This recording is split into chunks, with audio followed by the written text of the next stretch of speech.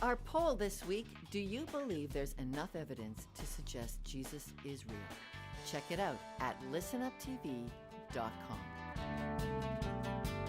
Well, Listen Up is back exploring evidence for the claims of Easter. Now, something we experience that reminds us of the core message of Easter. It's hidden in the history of why Sunday is different than any other day of the week. Why do you think Sunday is different from other days of the week? Honestly, I have no idea. I guess a name, maybe?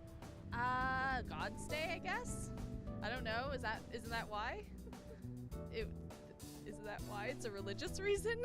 I don't know. Probably, I thought it was just for religion. Like, I don't know. I have no idea. Why is Sunday a different day? Oh, I don't know. Next day, you gotta go back to work, and every other, I don't know. Oh, I have no idea. I think it's religious. Yeah, like a Sabbath or something like that. Yeah, I think it's religious, I'm not too sure. Well, to find out what Easter clue is hidden in the meaning of each Sunday, we thought we'd take you to one of Canada's top professors of Christian history. We caught up with Craig Evans, guest lecturing at McMaster Divinity College. So, Dr. Evans, tell us why Sunday is different than all the other days of the week. Sunday is different for Christians because that was the day on which Jesus was raised from the dead. And remember, Saturday, was important for Jesus and his followers because they're Jewish. So it took something very important to get them to shift their day of rest and worship to another day.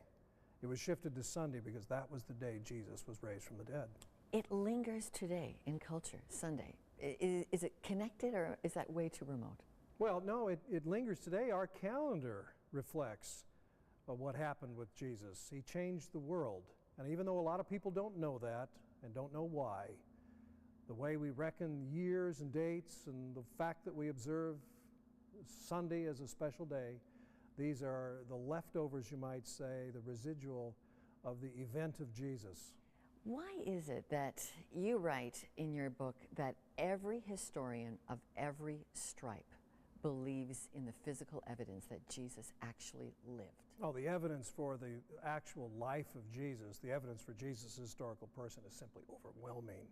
We have all kinds of historical records, even artifacts that relate in some way to him, the Gospels that tell of his existence, Roman historians, Greek historians, many refer to Jesus.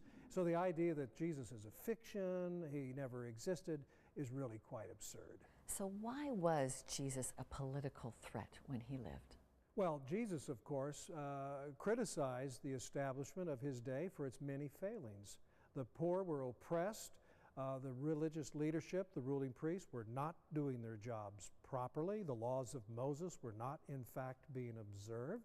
And Jesus challenged them, and their fear was that large crowds would rally around Jesus and call for change, regime change, and that the ruling priests might find themselves overthrown. And then, of course, the Romans would get involved, and it could turn into a bloody revolt.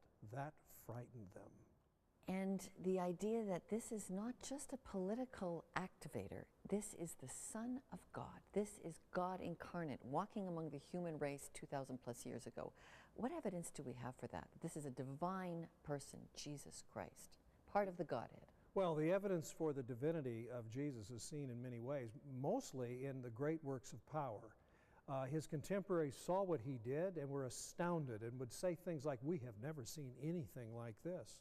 But of course, the greatest single witness to Jesus' divinity, I believe, is in the resurrection. Jesus is raised from the dead and then tells his followers to preach him and continue God's work of reconciling a lost humanity to a God of love and forgiveness.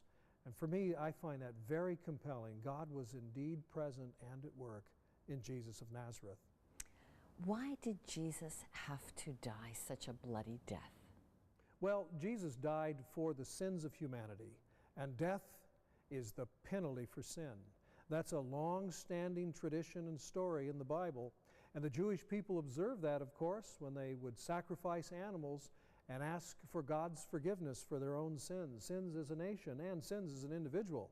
When Jesus died on the cross, his followers realized, there is the final sacrifice This will be the last time blood has to be shed for the forgiveness of human sin. The record that he was buried, that this is death and he's buried, it's over. Do we have any historical record that the Son of God actually physically died? Well, Josephus knows that Jesus was executed under the authority of Pontius Pilate. Josephus is not a believer. He's a Jewish historian, lived in the 1st century, and for the most part, a very good historian. He knows about Jesus. He knows he was put to death. And there are other historians who know about Jesus also. We also know about Jewish burial traditions and the fact that they were scrupulous in this regard. People weren't left unburied. Of course they were buried. And there's no question that Jesus died at the hands of the Roman authorities and would have been properly buried. The biblical record lists eyewitness to a Jesus who was resurrected. And there are many accounts in the Bible of people who encountered the resurrected Christ. How reliable are those eyewitness accounts?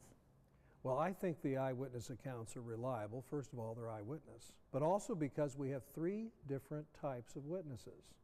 We have witnesses who loved Jesus, they were his supporters, they were his followers, but we also have a group of those who were indifferent.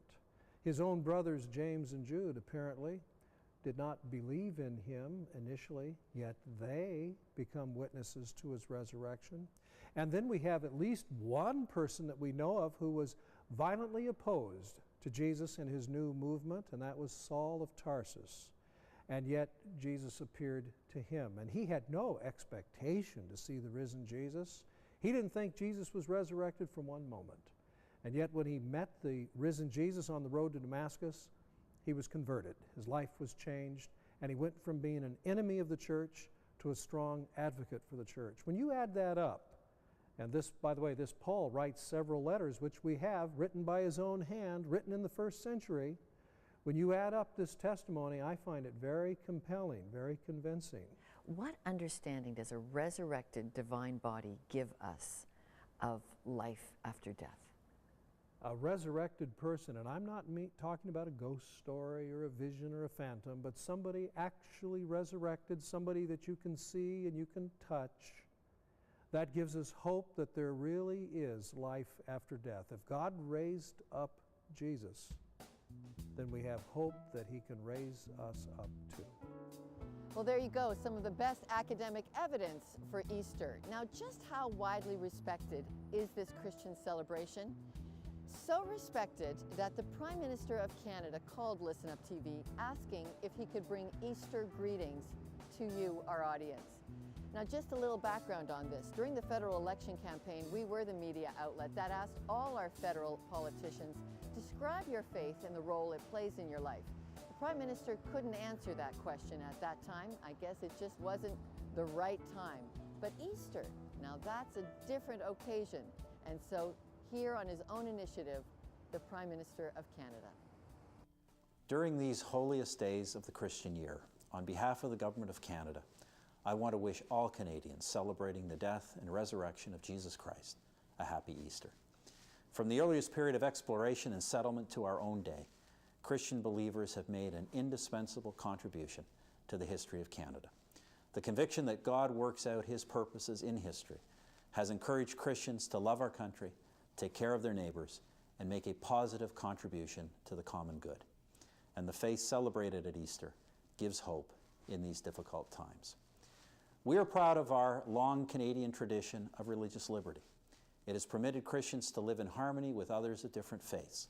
Without religious liberty, believers would not be able to contribute to Canadian society in the way that all of us need.